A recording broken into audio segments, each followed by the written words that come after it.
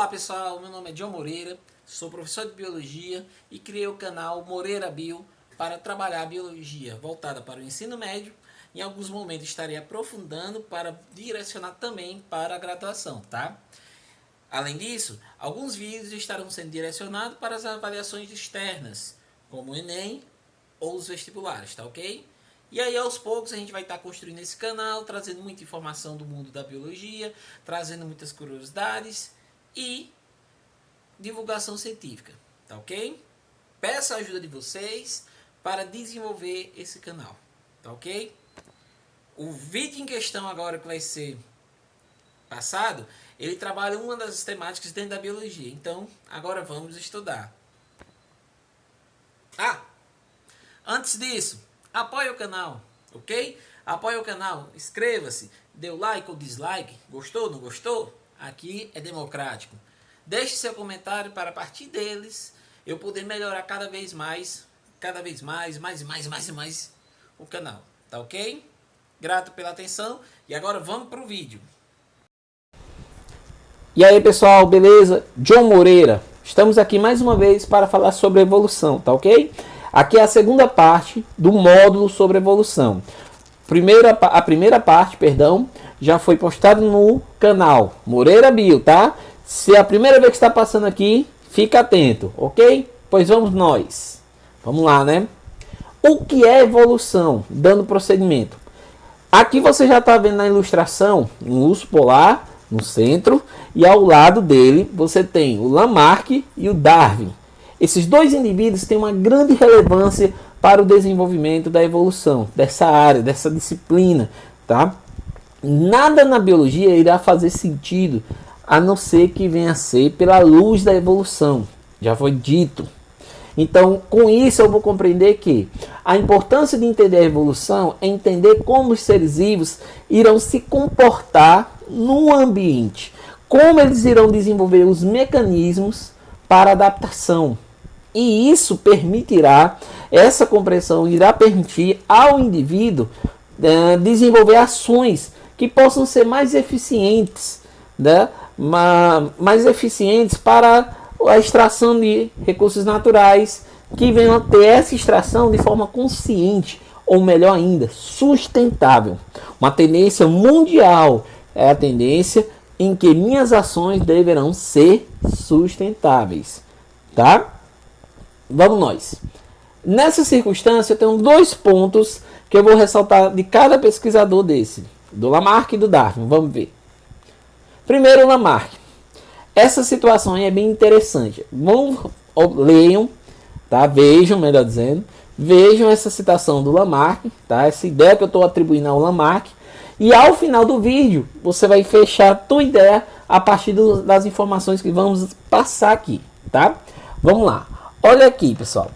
Lamarck. O urso polar é branco porque vive na neve. A linha de raciocínio do Lamarck, tá ok? E a linha de raciocínio do Darwin é: o urso polar vive na neve porque é branco. E aí? Quem é que tá certo? Qual coroa aí mais invocado? Quem é que tá no caminho certo? Numa pegada mais esperta? Vamos saber já já, tá? Inicialmente, temos o Lamarck. O Lamarck, ele é famoso pela sua colocação em relação ao pescoço da girafa. De certa forma, às vezes até um pouco sacana nesse sentido, quando a gente coloca essa ideia do pescoço da girafa, e aí acabamos percebendo que, como eu posso dizer, acabamos entendendo que essa ideia que ele colocou estava dentro de um contexto, estava dentro de uma condição da época, tá? Na prática, quem já ouviu falar sobre evolução sabe do que eu estou falando.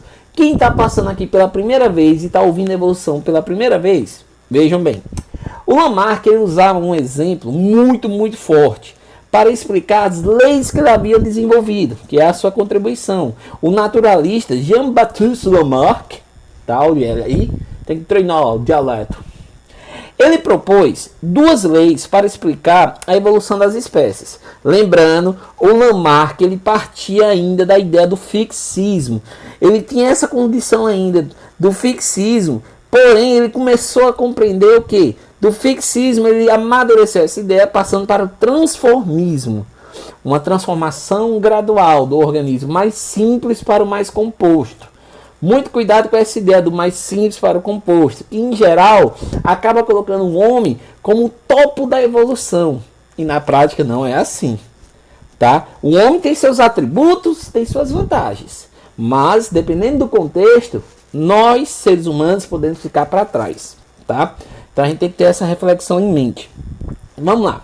Então, nessa ideia da girafa, ele acreditava, ele colocava, melhor dizendo, que a girafa, devido ao uso constante do seu pescoço, ela conseguia ampliá-lo, aumentá-lo, desenvolvê-lo.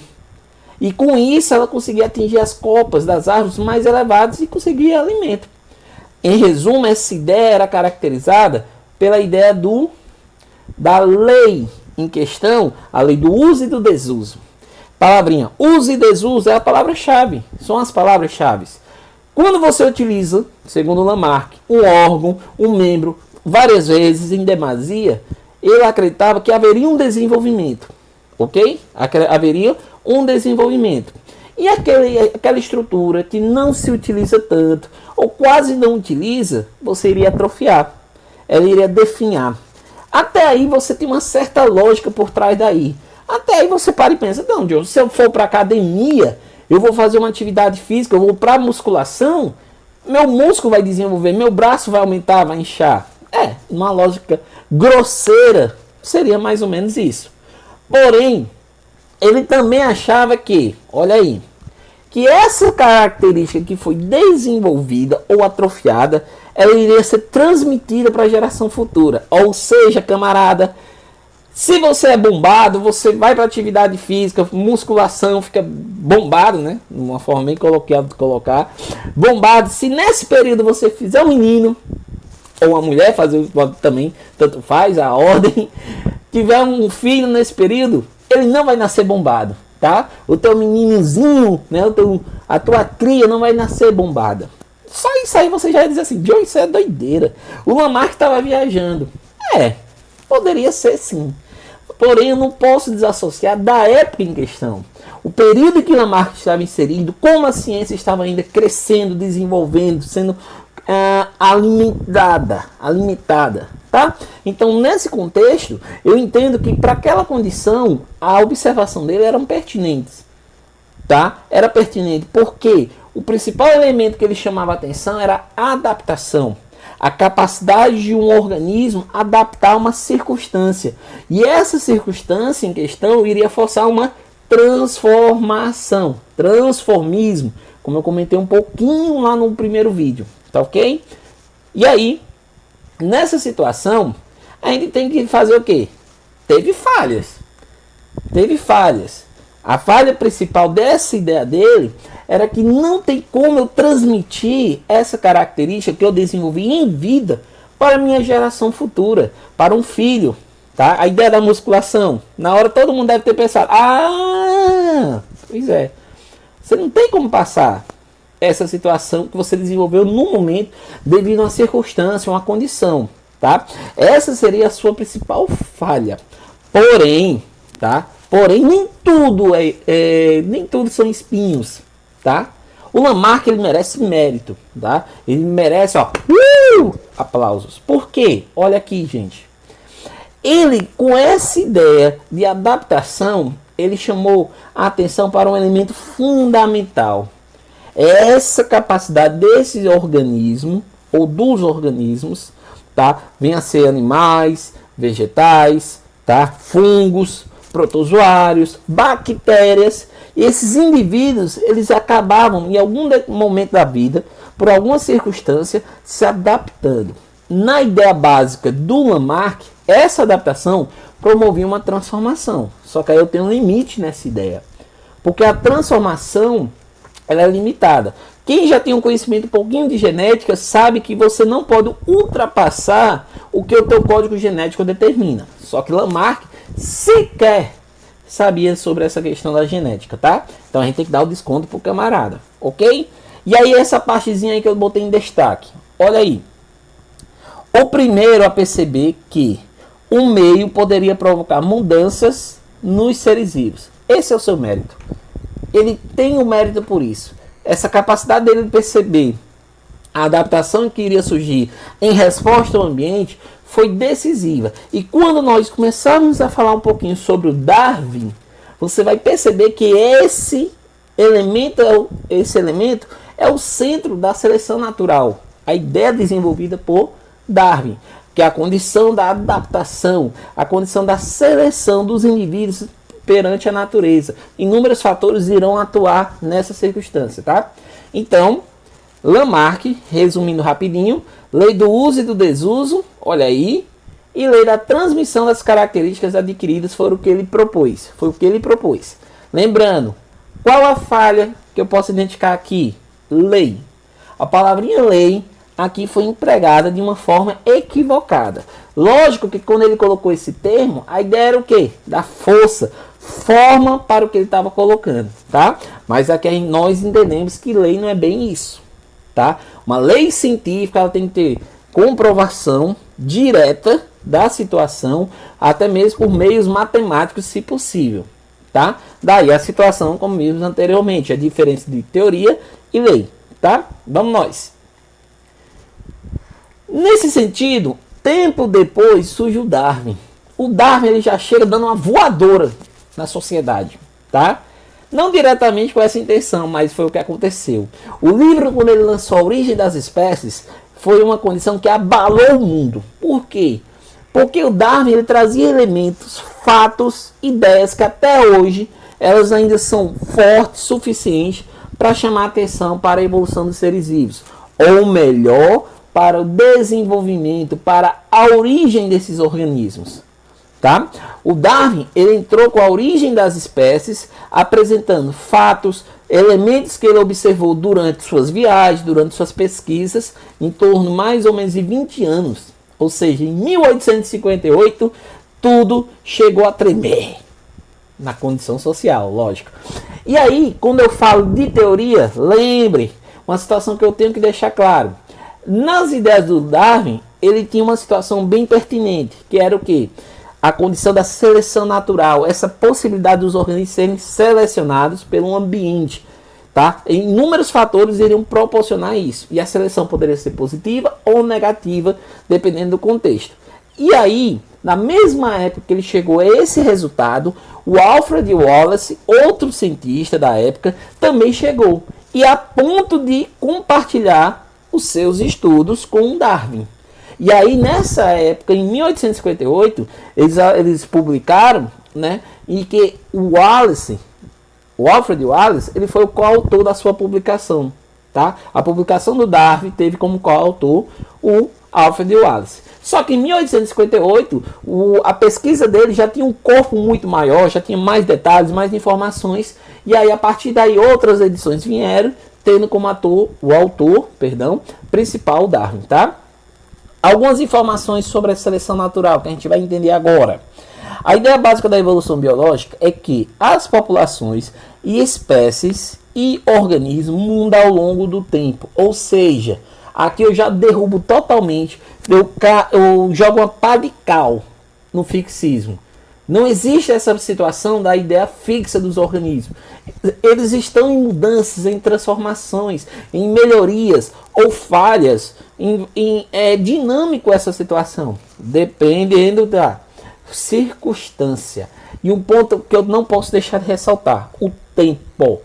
Lembre, a perspectiva de tempo no processo evolutivo, no desenvolvimento de organismos ou de espécies, ele tem que ser levado em consideração. A perspectiva é diferente.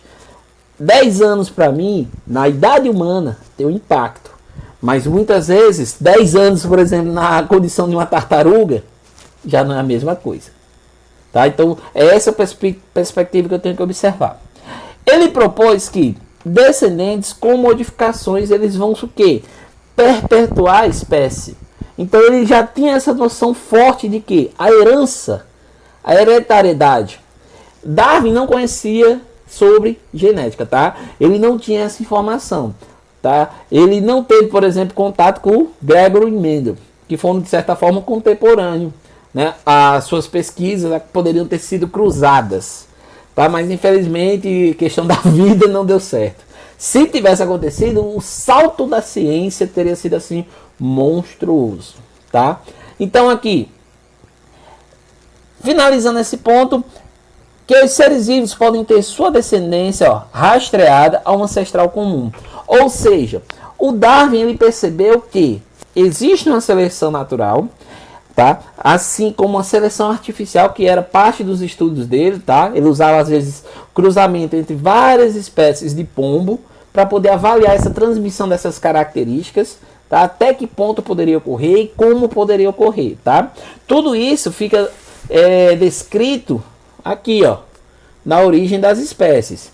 E aí é até legal que a própria capa do livro, ó, é uma sátira, tá? Eles estão sacaneando mesmo, porque o Darwin nunca defendeu essa ideia, ó, mas foi rotulada várias vezes a ele, tá?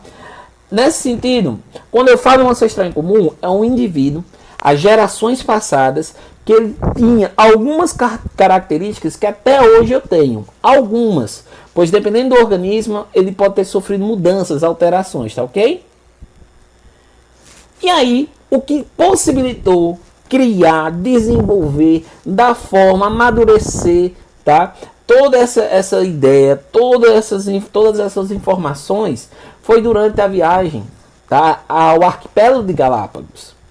O arquipélago de Galápagos, através do navio do Beagle, foi decisivo na pesquisa do Darwin, porque devido às variações das ilhas, ele conseguiu observar várias espécies de animais com características singulares, particulares. E um exemplo forte disso são os tentilhões, tá? As aves em que apresentavam uma grande semelhança em termos estrutural, físico, porém, um parêntese aí, tinha uma diferença em relação ao bico. O bico era diferente de uma ilha para outra, de uma espécie para outra, porque esses bicos estavam formados a partir de uma adaptação baseada na nutrição, na alimentação dessas aves. Questão recorrente de Enem, tá? Essa análise dos tentilhões por Darwin, ela permitiu gerar inúmeros trabalhos científicos para fomentar, dar corpo e até mesmo evidenciar as ideias do Darwin, ok? Nessa situação, quando Darwin traz à tona a origem das espécies, ele tem que se fundamentar em algumas evidências, tá? Uma das evidências que a gente tem mais forte para lidar com essa situação, com a situação de que os animais não eram fixos, né, a existência deles, e que eu tinha animais que já desapareceram há anos, as gerações passadas, é a partir da análise dos fósseis. Tá aí o exemplo, os fósseis são um registro que nós temos hoje. E aí os fósseis, eles têm de vegetais, né, de animais, claro, insetos, em que permitem avaliar como era aquela época. Você pode até dizer assim, mas John, qual a vantagem então de eu entender e estudar os fósseis? Velharia, macho. Quando eu observo a história dos seres vivos, é possível, a partir dessa minha análise, eu prever situações futuras, como doenças. Existem doenças que, por exemplo, marcaram até a estrutura óssea de alguns animais, que devido a essa análise do passado, eu posso gerar planos, ações para o futuro. Então, quando eu entendo a história dos seres vivos, me permite entender o funcionamento do planeta como um todo, como das populações de alguns organismos, e aí criar medidas, ações que podem potencializar o uso para o ser humano, ou até mesmo gerar situações para preservação e conservação do meio ambiente, que é fator decisivo para a sustentabilidade, tá? E aí, os fósseis são exemplos de evidências sobre a evolução. São esses registros que permitem conhecer espécies antigas que já foram extintas. E a partir da comparação entre os fósseis com algumas espécies atuais, é que os cientistas eles podem traçar um mapa, vamos dizer assim. Tá? Eles podem traçar um mapa da relação de um animal com o outro. Tá? O parentesco que um pode ter com o outro. Por exemplo, o homem com os primatas, ele tem parentesco, ele tem uma leve semelhança em algumas características. Ai, John, não tem não? Tem. Um primata, ele pode apresentar os mesmos órgãos que nós temos, ele vai apresentar. Condição essa por ser um mamífero são iguais, fisicamente falando? Não. Tem distinções, tem adaptações para o ambiente que é distinto em que eles vivem, ok? Além dos fósseis, tá? A gente vai observar também a comparação entre a estrutura, tá? Principalmente em animais vertebrados, tá? Que apresenta essa estrutura. Essa estrutura pode ser observada em outros organismos que tem uma diferença em termos de estrutura, forma, porém essa diferença ela é justificada pela sua utilização, tá? Isso nós chamamos, quando a gente faz essa análise de um organismo para o outro, de órgãos homólogos, ou no caso aqui, nessa imagem do lado rosadinha, você tem vários embriões que eu estou comparando. Uma embriologia comparada me permite ver semelhança entre vários tipos de embriões, como embriões de anfíbios, de répteis, de aves e de mamíferos. Tá? Ai, John, quer dizer que tudo veio do mesmo bichinho? Não, não diretamente. Tá? Quer dizer que eu vou ter algumas situações em que uma informação compartilhada entre esses grupos pode me ajudar até mesmo no futuro, tá? No desenvolvimento de pesquisas, até mesmo de implementações de tecnologias, ok? Então, os órgãos homólogos são os órgãos, vejam, em que nós seres vivos vamos compartilhar, tá, com outras espécies, com outras classes de organismos, tá? Podemos apresentar estrutura diferenciada devido à nossa utilidade, o nosso uso no meio ambiente. O exemplo, o braço do ser humano com a nadadeira de uma baleia, ambos mamíferos, mas a forma, o formato é totalmente diferente. A nadadeira da baleia está desenvolvida para a natação. O homem consegue nadar, mas a estrutura dele não é para isso, tá? É uma estrutura, vamos dizer assim, polivalente. Eu não sei nem se o termo cabe aqui, mas já usei. Vamos lá. Em seguida, Em seguida, a gente vai observar o que? Órgãos análogos. Aí vem uma situação bem bacana, fazendo uma frente à questão da adaptação. Olha aqui. Um exemplo clássico. Esses exemplos que eu citei aqui são clássicos do ensino médio, tá? E até mesmo em questões de prova. Observem aí. A asa de um morcego e a asa de uma borboleta. Ambas as estruturas foram desenvolvidas, montadas para o voo. A capacidade de voar depende dessas estruturas.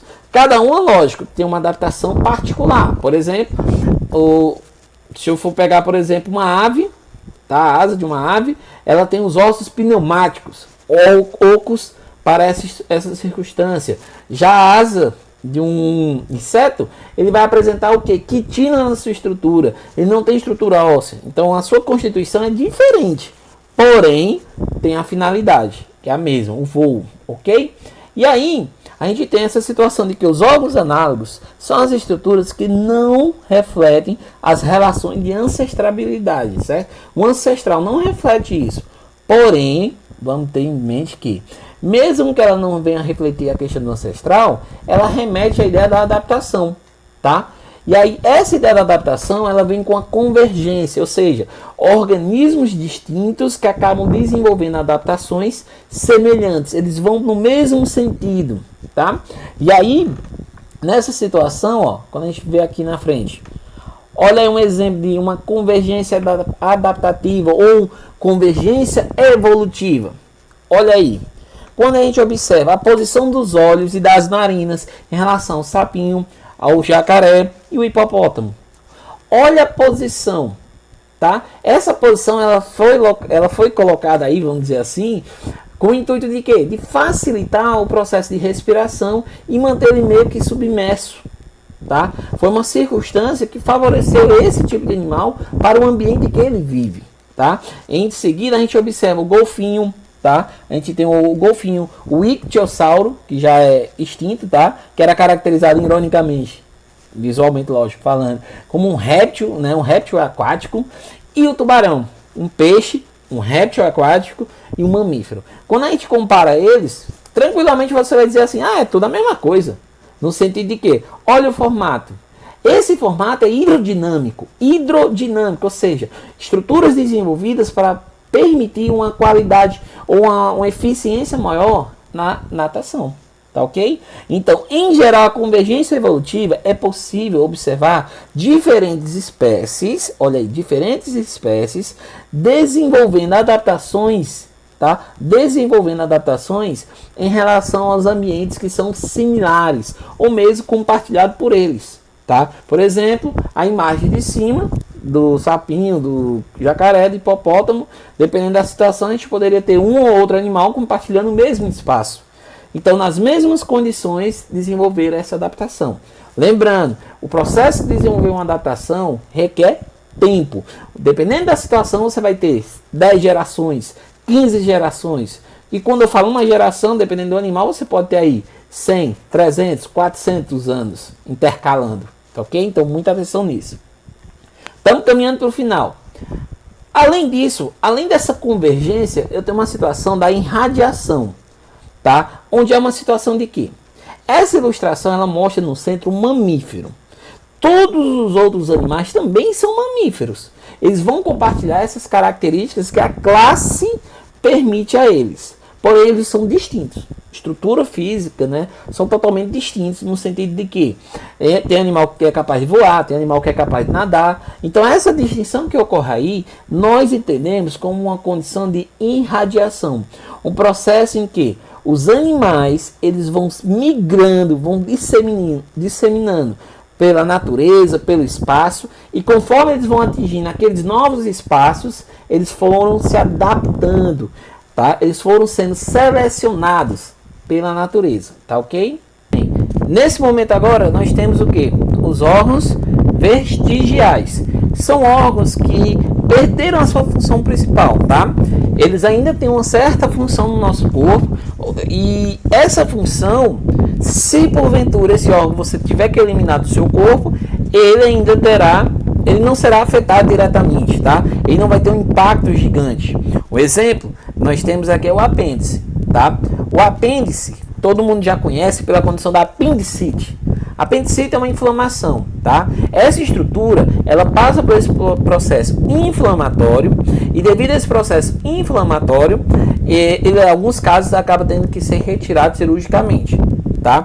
Então, nessa situação, ok? Tem até uma curiosidade que eu coloquei aqui, já eu comento.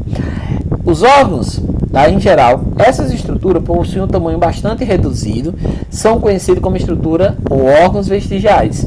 Com o passar das gerações, devido à falta de uso, eles foram reduzindo. Olha aí um pouquinho, chamando a atenção de Lamarck. Lembra a lei do uso e desuso? De certa forma, ele tinha uma lógica, uma razão aqui, ó, tá? Porém, não foi apenas a condição ambiente que causou isso, tá? Mas os animais, os organismos que não utilizavam essa estrutura, por alguma situação, tinham uma vantagem naquele contexto. E aí eles se reproduziam, deixando descendentes, deixando assim uma geração futura com essa situação particular, tá? A curiosidade em questão que eu coloquei aí foi até utilizada como exemplo também pelo Lamarck, tá? O Lamarck tem uma situação que colocava-se para as suas leis de que algumas serpentes tinham perdido as patas, estruturas essas que devido à condição de não utilizar por viver em árvores ou em toca, elas acabavam atrofiando e perdendo a sua função. E aí, como ele acreditava na transmissão das características adquiridas, os filhotes desenvolviam uma estrutura já sem as patas, tá?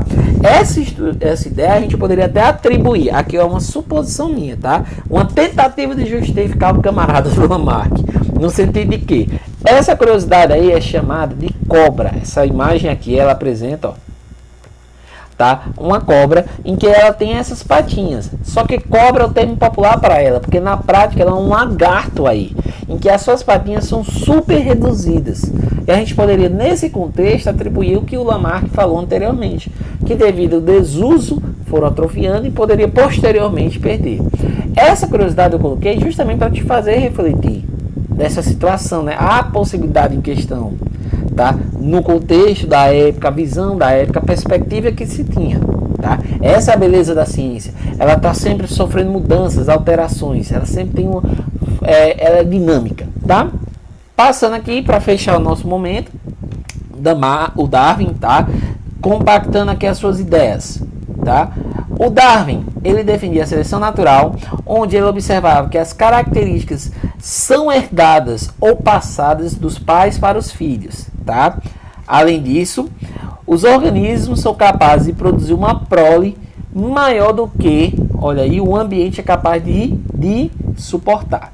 Então, essa prole em maior quantidade, por exemplo, o coelho produz gigante a sua quantidade, né? Ele produz vários filhotes. Porém, nem todos os filhotes vão chegar na fase adulta. Nem todos os filhotes serão capazes de reproduzir. Ou seja, a capacidade dessa produção em ser em grande quantidade também é uma característica de sobrevivência desse organismo, dessa espécie. Ah, John, então quer dizer que aqueles organismos que têm uma produção, né, uma reprodução com um número de indivíduos reduzido, ele não tem essa mesma capacidade? Não tem. Porém, a sua adaptação seguiu outro critério, outra circunstância. Tá? Pode ser, por exemplo, que eles são mais resistentes ao ambiente, às condições climáticas. Então, aquele animal, por exemplo, o elefante que tem um filhote, ele é mais resistente às mudanças climáticas. Ele consegue sobreviver por um longo período sem comida quando eu comparo com os filhotes de coelho. São situações que podem favorecer. Tá? Os descendentes em qualquer geração serão ligeiramente diferentes, ou seja, a gente tem a questão do ancestral em comum e as distinções diferentes que nós vamos observar é recorrente àquela condição, tá? Um recorte daquela geração, ok? E para finalizar, a gente tem uma situação, né? Esse mapa aí em questão, estou chamando de mapa, mas esse cladograma aí apresentado. Hoje a gente tem um cladograma não só observando a questão morfológica, fisiológica, mas principalmente integrando a genética, tá? A genética, a filogenética, tá? Só que aí é posterior para outra temática, tá? Então, nessa situação, o que é que eu estou chamando? Atenção. Em uma população, alguns indivíduos vão herdar características que o ajudam a sobreviver e reproduzir, perdão. Nesse mapa aí você vê várias situações do Homo erectus, Homo australopithecus, Homo sapiens sapiens, que é o que nós caracterizamos. Em algumas situações nós tivemos o que? Na mesma geração, na mesma época, melhor dizendo, a existência do Homo sapiens com o Homo erectus, já tem dados sobre isso, tá? Ou seja, ao longo das gerações, a população se tornará adaptada ao seu ambiente. Essa adaptação vai permitir a sobrevivência. No decorrer das gerações, algumas espécies vão ficando para trás até desaparecerem. É o sentido da vida, tá? Então, obrigado pela atenção. Lembrem, estudem, dúvidas, estou à disposição. Lance um comentário, compartilhe, curtiu. Obrigado, tchau, tchau, fica bem. Ah, desculpa, falo muito, mas me empolgo, né? Valeu!